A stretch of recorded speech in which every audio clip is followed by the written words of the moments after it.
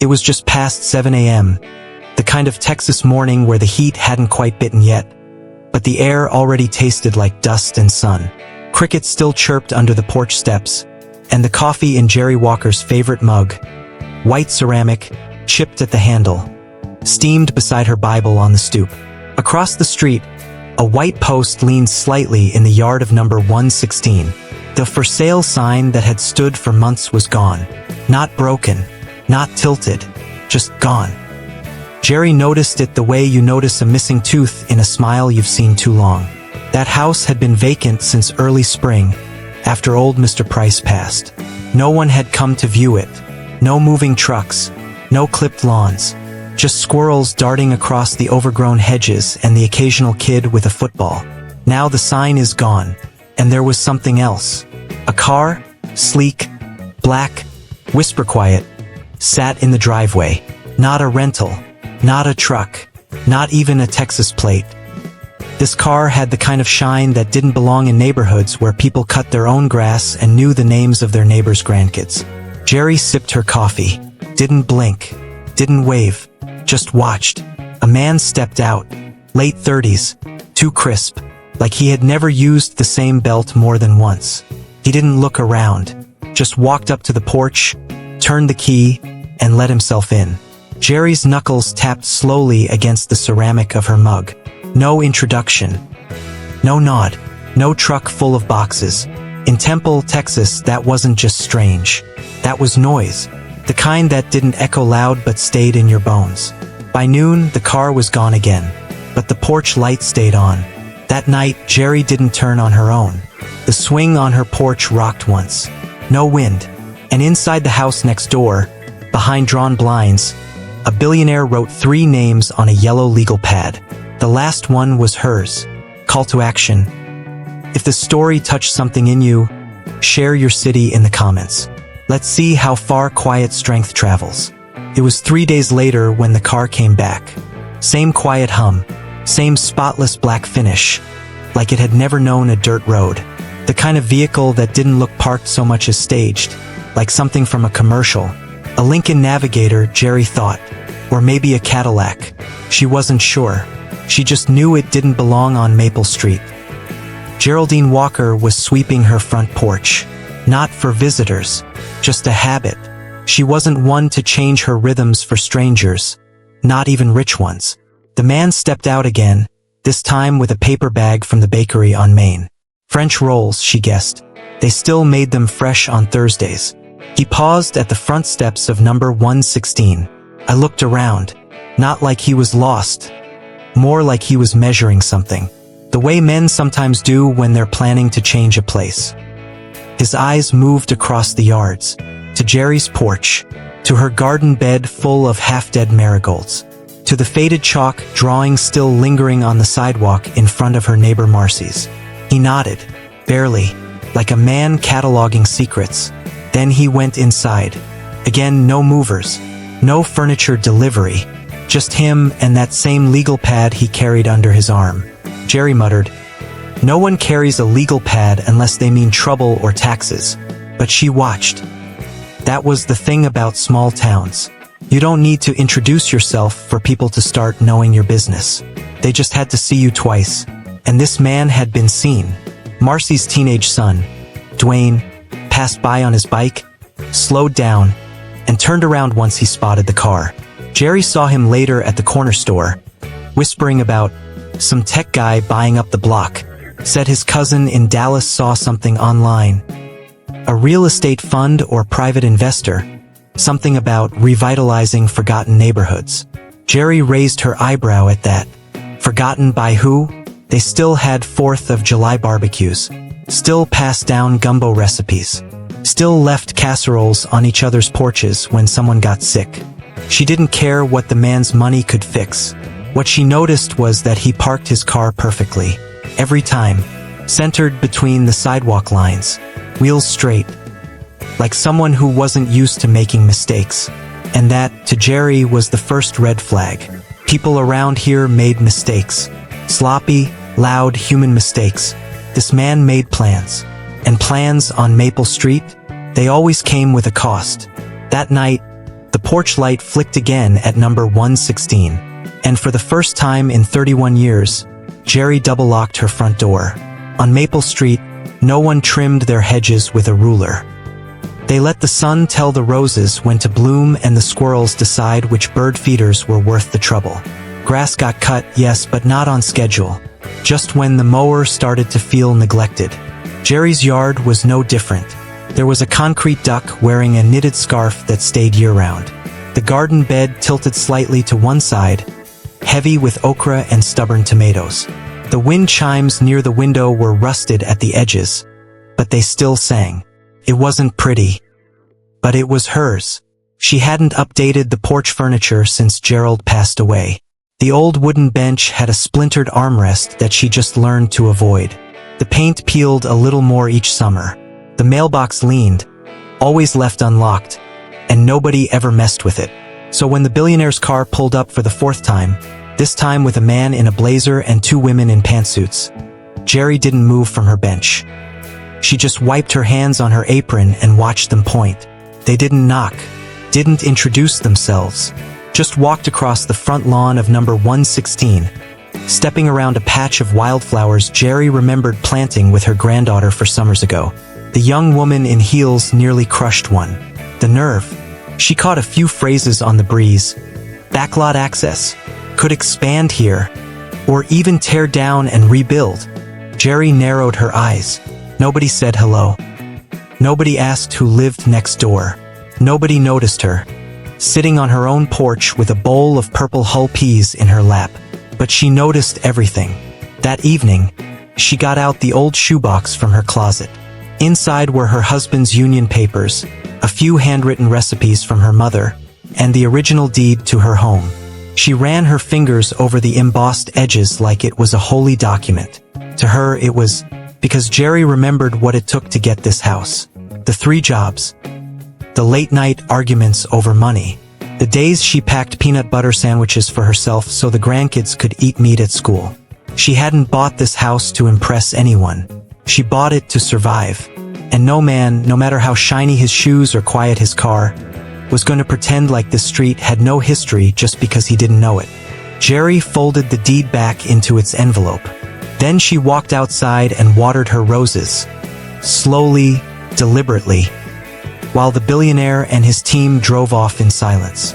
She didn't wave, and he didn't look back, but his assistant did, just for a second. Enough to see her, enough to wonder. It was barely 6:15 the next morning when the man returned. No entourage this time, just him. Same pressed shirt, same gleaming car, but something different in his pace. Slower, less certain. He stood in front of Jerry's house longer than usual.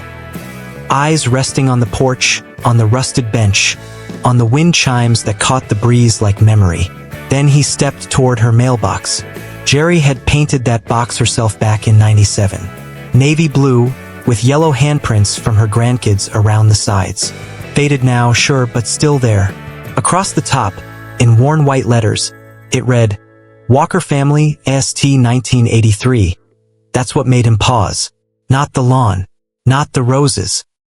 Not even the quiet strength of the house standing still while the rest of the block bent to change. It was the word, family. He stood there a minute too long, hand hovering near the lid. Jerry watched through the curtain, not hiding, just choosing not to interrupt. Eventually, he turned and walked back across the street, this time slower than he came. Inside number 116, he didn't open his laptop. He sat on the floor of the empty living room, legs crossed like a schoolboy, and stared at the ceiling. For almost an hour. Outside, Jerry's neighbor Marcy came out with her 2-year-old, Justice, who toddled straight for the curb to wave at passing cars. Marcy waved toward number 116, habit more than friendliness. But the man didn't wave back. Later that afternoon, a truck pulled up. Not the kind with granite countertops or hardwood floor samples. Just a plain white delivery truck. 2 men got out, carried in one thing only, a chair. It wasn't leather or modern or sleek. It was a rocking chair, wooden, sturdy, like something someone's grandfather might have made. They placed it on the porch of number 116, facing Jerry's house. Then I left. No note. No explanation. Jerry stood at her window for a long while, arms crossed, lips pressed tight. She hadn't spoken to the man once, still didn't know his name. But something about that chair made her breathe a little differently. She turned back to her kitchen, put the kettle on. And for the first time since his arrival, she thought, maybe he's not just here to change things. Maybe, just maybe, he's here to understand what never should. The contractor showed up 2 days later in a rust-colored pickup that looked more at home on Maple Street. He wore boots that had met real mud, not showroom polish. A clipboard tucked under his arm, measuring tape on one hip, keys dangling from a carabiner that jangled with each step. Jerry noticed him immediately. He knocked once on the billionaire's door. No answer.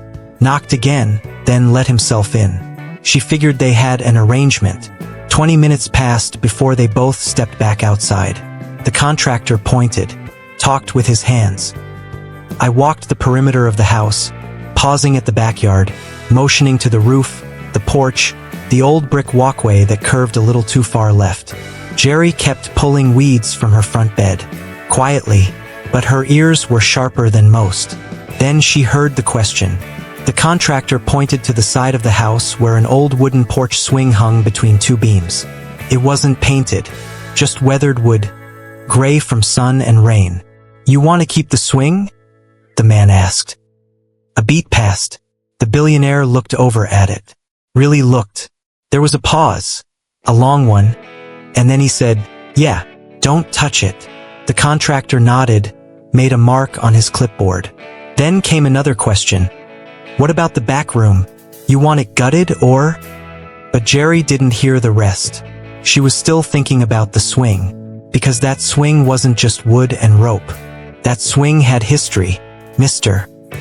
Price used to sit there every Sunday with a glass of sweet tea, waving to the cars that passed even if he didn't know who was in them. His wife, Maybelline, once rocked their twin grandsons to sleep on that swing the summer before they moved up north. The kids on the block used to dare each other to sneak onto it and push once, just once, like it held some kind of memory magic. Jerry remembered the night it almost broke during a thunderstorm, and how Mr. Price fixed it with borrowed bolts and a little faith. It was a swing that had stayed through decades of change. And now this man, this stranger, said to keep it. No one else knew what that meant. But Jerry did. It was the first sign that he might have come with more than money. Maybe he came with ears. And maybe, just maybe, he was starting to listen. By the end of the week, folks at Clara's Diner were already whispering. Bought it cash, someone said, swirling powdered creamer into their coffee like they were stirring secrets. Said he's some kind of investor from Boston, added another, not looking up from her scrambled eggs. Or New York. One of them is a cold place. The temple didn't need much to start a story. One man, one house, one swing not taken down, that was plenty. At the beauty salon, Miss Laverne said she heard he was filming a documentary. Down at First Baptist, Brother Ken said he'd been sent by the city to gentrify the block. Jerry's postman, who'd been walking the same route for 19 years, said the man asked him where he could buy pecan pie, like someone's mama made it. That softened a few folks. Not Jerry. She knew how charm could be worn like a suit. She didn't care about pie. She cared about presence. And presence wasn't something you bought. It was something you earned. Still, something strange was happening. A hand-painted sign showed up in the window of number 116. Small, barely noticeable unless you looked close. It said, not for sale, not for rent, just listening. People noticed. By Tuesday, 2 kids were drawing chalk pictures on the man's sidewalk. Big swirls of color and hearts and suns with too many rays. They were from down the block and nobody stopped them. He didn't either. He watched from the window for a while, then brought them lemonade. Real lemonade. Not store-bought. With seeds. Jerry watched all of it from behind her curtain. Same as always. But something in her chest moved, like a stubborn door creaking open just enough to let in air. Later that evening, she got a call from her cousin in San Antonio. You hear about that billionaire boy up there? She said. How would I not? Jerry replied, flat as dry toast. Well, somebody said he gave up a penthouse to live in Temple. For quiet. Jerry smiled at that. Quiet wasn't just the absence of noise. Quiet was sacred. And in towns like Temple, quiet meant trust. She wasn't giving hers away yet, but she was watching, because anyone could bring money. Not everyone brought stillness. The first time he stepped onto her porch, it wasn't planned. No clipboard, no pitch, no gift basket, just a knock. It was just after 5 p.m., a time Geraldine Walker considered sacred. That was when she turned on the news, folded laundry, and made her evening tea. She'd been doing it for decades. Not even grief had interrupted it. So when the knock came, sharp and deliberate, she opened the door with one hand still gripping a towel. He stood there holding a pecan pie. Not store-bought. Not from the H-E-B bakery either. The kind of pie that had flecks of crust on the dish rim, still warm enough to fog the saran wrap. "I wasn't sure if you liked sweets," he said. His voice wasn't deep, just careful. She didn't reach for the pie. She looked him square in the face. "Who told you I liked pecan?" He hesitated, then smiled. "Your mailman." She raised an eyebrow. "Are you paying him too?" "No, ma'am. Just asked a question." He gave an answer. Still, she didn't take the pie. Instead, she stepped aside, not to invite him in, but to point to the mat under his shoes. "You see what that says?" He looked down. Faded letters barely readable. "Wipe your feet, and your intentions." He chuckled, not mockingly, like someone who recognized an old truth when he saw one. He wiped his shoes. Twice. She took the pie. Still didn't invite him in. "Are you building something?" she asked. "Not sure yet." "Are you buying up the block?" "No." "Then what do you want?" He thought a long time before answering. To sit still, and maybe learn something. She didn't blink. But she stepped back. "Then you sit there," she said, pointing to the old bench, "and don't talk unless you have something real to say." He nodded like that made perfect sense. She poured 2 glasses of sweet tea, and didn't ask if he wanted any. Her house wasn't fancy. It had a creaky screen door, mismatched dishes, and a television that flickered on channel 3 no matter what button you pressed. But it had rules. Respect wasn't optional. Words mattered. Time wasn't something to kill, it was something to honor. He didn't say much that evening. She didn't either. But as the sun dipped low and the crickets tuned up their nighttime song, the silence between them didn't feel empty. It felt like something was being planted. And around here, Jerry knew. What's planted quietly tends to grow strong. It was the week before Thanksgiving when Jerry saw her again. Small frame, bright red coat, hair pulled into 2 puffballs. The kind of child who walked like she already knew she didn't belong. Careful, chin up, shoes too clean. She stepped out of the back seat of the Billionaire's car and stood on the curb like it was the edge of something much larger than a street. Jerry was pruning the dead leaves from her collard greens, gloves on, clippers in hand. She paused. The girl walked up the driveway, not running, not skipping, just walking, like she'd done it before. And maybe she had. Jerry squinted. There were rumors, of course, that he had a daughter, that he'd lost custody, that the mother was some big shot in Atlanta. No one ever confirmed anything, and Jerry didn't ask. But there she was, plain as the sun, backpack hanging low, holding nothing but a single stuffed rabbit with a torn ear. The man followed behind her, carrying nothing. No bags, no toys, just a tired smile and the kind of look that men wear when they're trying to be both father and stranger. He didn't look at Jerry's porch this time, but the girl did. Their eyes met for only a second. Then she waved. Not big, just 2 fingers barely lifted. And Jerry waved back. Later that day, the girl sat on the swing beside the house, the same swing the contractor had asked about weeks ago. She rocked slowly, like she knew it wasn't hers but needed it anyway. From her porch, Jerry could hear the squeak of the chains. Familiar, comforting. That swing had held sorrow before. Now it held something quieter. Maybe hope. That night, Jerry baked cornbread and wrapped it in foil. Not because she pitied them. Not because she wanted to welcome anyone, but because that little girl was wearing summer shoes in November. She walked it over, knocked once, and handed it to the man without a word. He didn't speak either, just nodded. And when she turned to leave, she heard the girl whisper, "Thank you," not loud, not rehearsed, just enough. Jerry didn't answer, but her steps back home were lighter than they'd been in a long time. Because in neighborhoods like theirs, you don't have to say much. You just have to show up. And the girl in the red coat? She showed up like maybe, just maybe, she was meant to belong here all along. The renovations came slow. Not flashy. Not loud. Just steady work. Gutters fixed. Floors sanded. A new mailbox post with a brass number plate that didn't shout for attention. But one room Jerry noticed never changed. It was the corner room at the back of number 116, where the curtain stayed drawn and no lights ever flickered on. Workers never entered it. No deliveries went through that door. And the man, he never mentioned it, not once during his porch chats or sidewalk nods. People had theories. "Storage," said Miss Laverne. "Office," offered Dwayne, who still rode by slowly on his bike. But Jerry knew what silence around a room meant. It meant history. That Tuesday it rained. Not the heavy, hard Texas kind, but a cold drizzle that settled into the bones and stayed there. Jerry had just poured herself some chamomile tea when she heard it. A loud, hollow creak, then the slam of a door.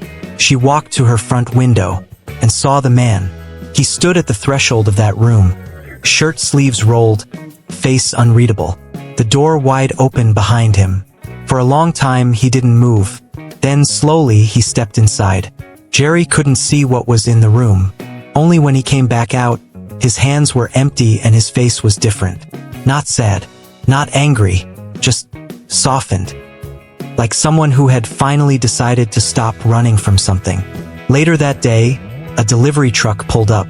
Not furniture, not electronics. Just one thing, a framed photograph. Large, carefully wrapped. Jerry caught a glimpse before the door closed.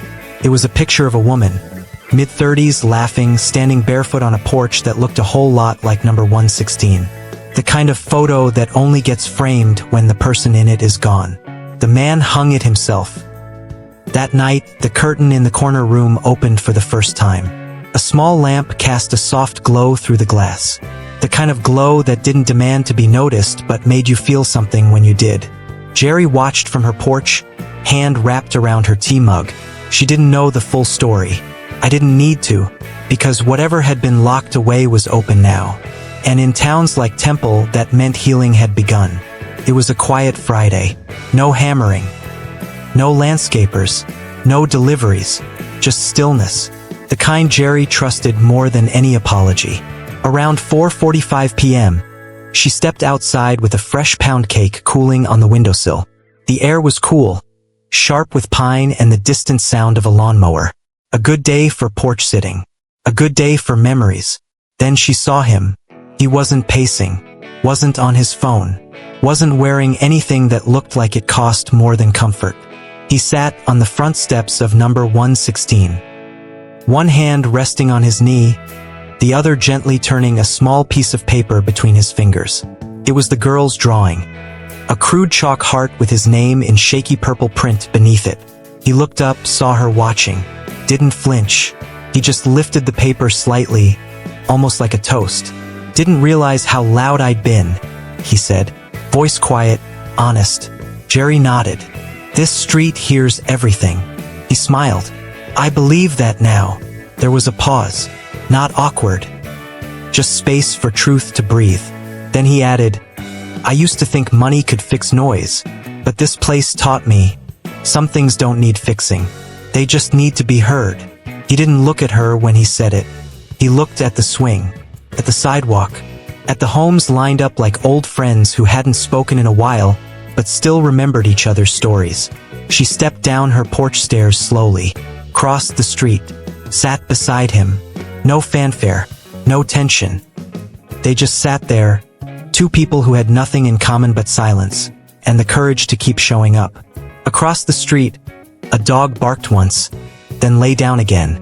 The sun dipped behind the church steeple, and for the first time since he'd arrived, he looked like he belonged.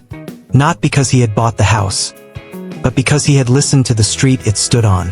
The morning after Thanksgiving, the street was still. No cars, no contractors.